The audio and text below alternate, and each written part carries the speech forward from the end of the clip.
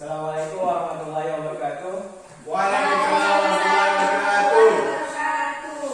Bagaimana kabar kalian hari ini anak-anak? Alhamdulillah baik Pak. Sebelum kita memulai pembelajaran, silakan satu orang untuk memimpin doanya. Sebelum mulai pelajaran, mari kita membaca doa menurut agama dan kepercayaan kita masing-masing. Berdoa mulai, berdoa selesai. Terima kasih Ferdi. Sebelum kita memulai pembelajaran, di sini Bapak ingin bertanya apakah ada yang tidak masuk pada hari ini? Masuk semua, Pak. Oke, alhamdulillah kalau masuk semua. Bapak di sini mau bertanya, apakah kalian pernah mendengar kata kunyit atau melihatnya? Pernah, Pak. Tiap hari, Pak. Oh gitu kan? Menurut kalian kunyit itu digunakan untuk apa? Masak, Pak. Masak. Bumbu masakan. Terus? Berjamu. Terus? Obat, ya? Obat. Warna alami Pak. Iya, benar Ferdi. Kan bisa ada, Pak? Benar juga, bisa jadi masakan, jamu dan obat-obatan. Namun di sini kunyit ini ada kaitannya dengan pembelajaran kita hari ini. Ternyata sebuah kunyit bisa digunakan untuk dijadikan sebuah indikator pengukur asam ataupun basa. Sebelumnya berkaitan dengan pembelajaran minggu lalu, apakah ada yang ingat mengenai apa arti dari indikator tersebut? Ferdi, apakah ingat? Indikator merupakan sebuah alat untuk menentukan asam dan basa Pak. Bisa dilihat apakah ada pendapat lain dari Maya ataupun Cindy? Silakan Maya. Lupa, Pak. Cindy? Senyawa halokromik, Pak, yang ditambahkan dalam jumlah kecil ke dalam sampel. Baik sekali Cindy. Di sini ada catatkan minggu kemarin. Ada, Pak. Nah, contoh seperti Cindy ini mencatat ketika pembelajaran. Jadi Iya, Pak. ketika ditanya oleh guru bisa menjawab. Apakah di pikiran kalian sudah terlintas apa yang akan kita pelajari pada hari ini? Menguji Pak, menguji pH larutan. Ya benar Ferdi. Pada pembelajaran hari ini kita akan mempelajari mengenai pengujian indikator asam maupun basa. Sebelum memulai, Bapak akan menyampaikan tujuan pembelajaran. Di sini ada dua tujuan pembelajaran yang harus kita capai pada hari ini. Yang pertama, siswa dapat mengetahui pengertian asam basa menurut para ahli. Yang kedua, siswa dapat mengelompokkan warna larutan asam basa menggunakan indikator alami. Materi pembelajaran yang akan kita pelajari yang pertama mengenai perkembangan konsep asam basa. Perkembangan asam basa ini dikemukakan oleh 3 orang ahli. Yang pertama yaitu teori asam basa menurut Arrhenius. Arrhenius berpendapat bahwa senyawa asam merupakan senyawa yang dapat dilarutkan dalam air melepaskan ion H+. Sementara basa merupakan senyawa yang jika dilarutkan dalam air melepaskan ion OH-. Sebagai contoh di sini ada senyawa HCl. HCl menurut Arrhenius reaksi HCl kan H+ plus Cl-. Jadi H+ di sini bersifat asam dan Cl di sini bersifat basa. Kurang lebih seperti itu menurut Arrhenius. Selanjutnya teori asam basa yang kedua dikemukakan oleh Bronsted-Lowry, yang mana menurut Bronsted-Lowry asam adalah donor proton sementara basa adalah akseptor proton. Jadi asam tersebut memberikan proton sementara basa menerima proton dari senyawa yang memberikan proton. Sebagai contoh yaitu HCl apabila dilarutkan dalam air akan menghasilkan ion Cl- dan air H3O, yang mana HCl di sini melepaskan ion yang disebut asam dari Bronsted-Lowry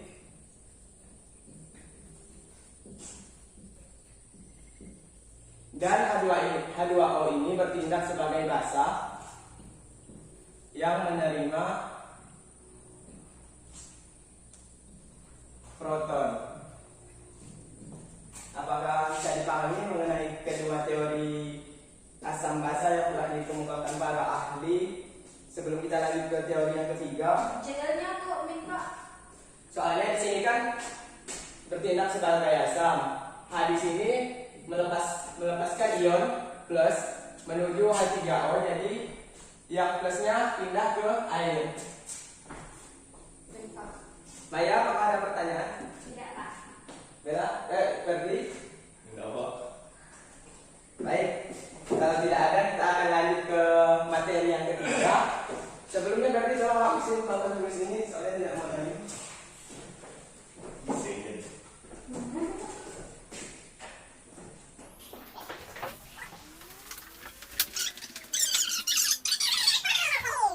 Teori menurut Lewis ini akan terjadi ikatan kovalen koordinasi. Contoh yang bisa saya berikan di sini antara BF3 dan NH3. Ketika direaksikan dan NH3. Sebelumnya apakah ada yang ingat elektron valensi dari N itu berapa?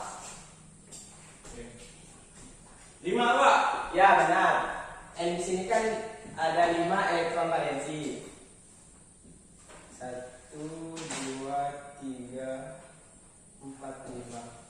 Jadi H-nya kan ada 3. Jadi ini saling membutuhkan.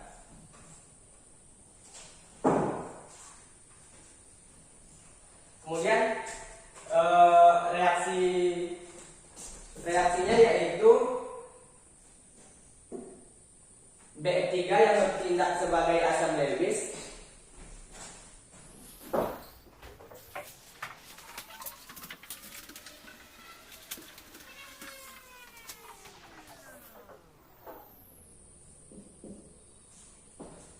Nah, di sini reaksi antara BF dan NH3 merupakan reaksi asam basa yang mana BF3 di sini bertindak sebagai asam, sedangkan NH3 bertindak sebagai basa Lewis.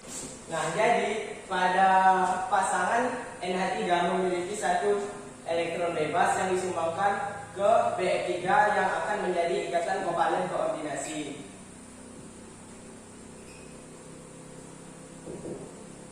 Apakah bisa dipahami? Bisa Pak. Sama. Dan sudah paham. Oleh karena itu kita di sini akan melakukan praktikum indikator alami, kemudian indikator alami yang telah Bapak buat. Untuk kita memulai praktikum, Bapak akan membentuk kalian menjadi 3 kelompok, 2 kelompok saja. Kelompok 1 diketuai oleh Ferdi dan kawan-kawan, silahkan pilih teman-temannya. Kelompok kedua diketuai oleh Cindy, silahkan pilih kawan-kawannya. Bapak beri waktu 2 menit untuk mencari teman. Baik, kita akan melakukan pengujian pada indikator alami yang telah Bapak buat di rumah. Silahkan masing-masing kelompoknya perwakilan 1 orang untuk maju ke depan. Sebelumnya Bapak akan membagikan lembar soal terlebih dahulu untuk kalian isi bersama teman kelompoknya. Baik, di sini ada 3 serbuk yang belum kita larutkan. Yang di sini ada serbuk sabun, di sini ada serbuk garam, dan di sini ada jeruk sambal. Silahkan kalian larutkan ke dalam masing-masing gelas. Semuanya Pak. Iya. Campur. Enggak, 1 gelas 1 larutan. Push.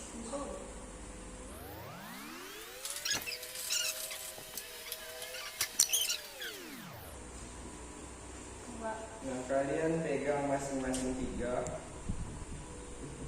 Ini untuk Ferdi dan ini untuk lap dulu sini, nanti belum dicelupin nanti indikatornya sudah berubah.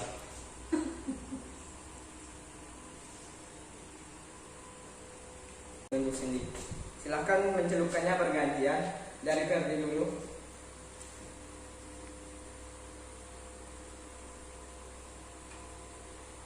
Simpan di sini Ferdi.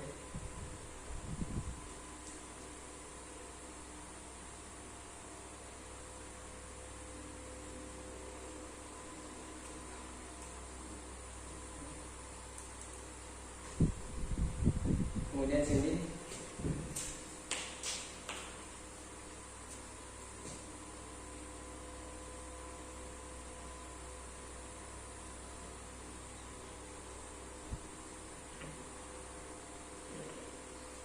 Sudah Pak? Kemudian silahkan kalian amati apa yang terjadi perubahan pada kertas indikator tersebut. Bapak beri waktu 3 menit untuk kalian berdiskusi bersama teman-teman.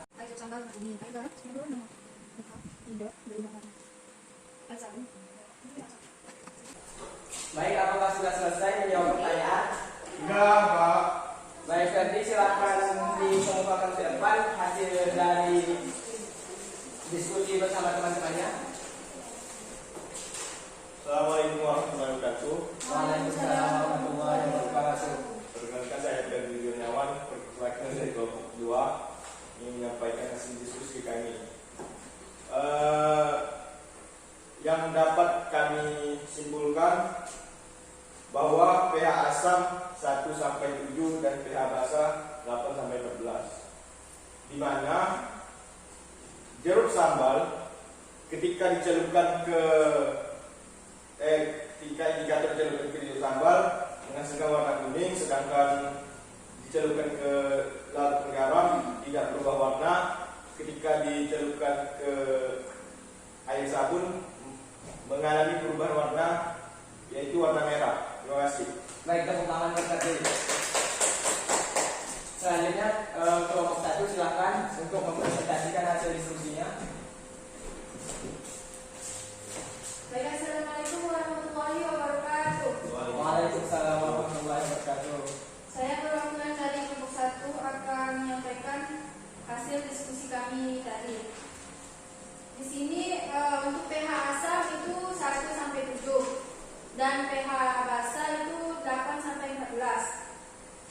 Dan setelah tadi dilakukan percobaan, indikator yang dimasukkan ke dalam larutan deterjen itu berubah warna menjadi warna merah, dan indikator dicelupkan ke dalam larutan garam itu tidak berubah warna atau netral, dan indikator yang dicelupkan ke dalam larutan jeruk sambal itu berubah menjadi warna kuning.